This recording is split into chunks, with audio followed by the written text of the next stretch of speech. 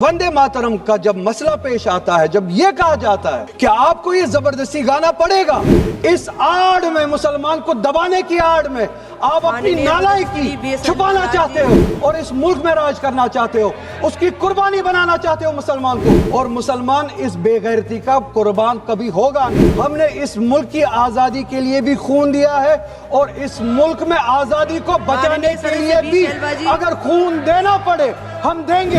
हमने उनके साथ भी लड़ा है, आप जैसों के साथ अगर 1000 साल तक भी लड़ना पड़े हम लड़ेंगे। सब्र करो, सुबह से इतने लोग बोलते आ रहे हैं तो जवाब सुनने का भी मादा रखा करो। आप गाए, हम एहतराम के लिए खड़े हो जाएंगे, मगर हम पे थोपिए मत। आप ये चाहेंगे कि हम भी गाए, मुमकिन ही नहीं है, हो ही नहीं सकता है। मजहब, धर्म इटर्नल आइडेंटिटी है, इटर्नल बिलीफ। हिंदू के हिंदू होने की आजादी और इसी तरह से मुसलमान के मुसलमान होने की आजादी, और वो आजादी आप मुझसे छीन नहीं सकते हैं, किसी भी नाम पे नहीं छीन सकते, किसी भी दबाव में नहीं छीन सकते। कोई भी दबाव मुझे मजबूर नहीं कर सकता। आपके लिए आपका दीन, मेरे लिए मेरा दीन। नेशनल सॉन्ग वंदे मातरम पे डिस्कशन हो रहा है सुबह से, और मैं ये समझता हूँ कि इस मुल्क में इस नेशनल सॉन्ग के साथ किसी का ना एतराज़ है, ना कोई दो राय है।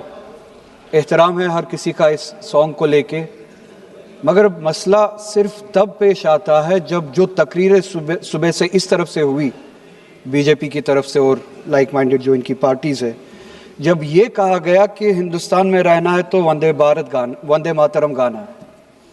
ये कहा गया कि आप तभी इस मुल्क के बाशिंदे हो जब आप ये गाना गाओगे। एतराज़ तब शुरू होता है। आप वंदे मातरम को नेशनल सॉन्ग मानते हैं, हम सब मानते हैं, आप गाते हैं, हम नहीं गा सकते हैं। इसकी एक वजह है, और उस वजह की आज़ादी हमें इस मुल्क के आईन ने ही दी है। कभी कभार कुछ मामलों में दो चीज़ों के दरमियान क्लैश होता है, एक नेशनल कॉन्सेप्ट और आपकी रिलीजियस फेथ, और ये यूनिवर्सल है, इटर्नल फैक्ट है, चाहे किसी भी मजहब से कोई भी वाबस्ता हो, मुसलमान हो, हिंदू हो, सिख हो, वो इटर्नल आइडेंटिटी अपने मजहबी अकीदों को मानता है, वो प्रायोरिटी अपने मजहबी अकीदों को देता है। मैं एक छोटी सी एग्जांपल दूंगा।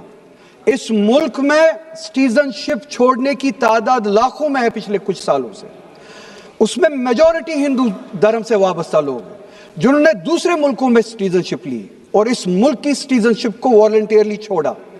मगर जब उन्होंने अपनी इस टेम्परेरी आइडेंटिटी को तब्दील किया, नेशनैलिटी को तब्दील किया, क्या उन्होंने अपनी रिलीजियस आइडेंटिटी को तब्दील किया? क्या वो हिंदू से किसी और मजहब में तब्दील हुए? नहीं, उन्होंने तब टेम्परेरी आइडेंटिटी को तब्दील किया, मगर इटर्नल आइडेंटिटी को उन्होंने थामे रखा, क्योंकि वो उनके लिए इटर्नल आइडेंटिटी है। मजहब, धर्म इटर्नल आइडेंटिटी है, इटर्नल बिलीफ है।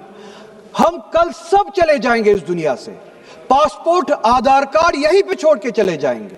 ये जब चले जाएंगे, अपने साथ अपने धार्मिक का जो काम किए हैं वो साथ में ले जाएंगे। पासपोर्ट और आधार कार्ड, नेशनैलिटी अपने साथ नहीं लेंगे। जब मैं इस दुनिया से चला जाऊंगा, पासपोर्ट, आधार कार्ड, ये टेम्परेरी आइडेंटिटी यहीं पे रह जाएगी। मेरी इटर्नल आइडेंटिटी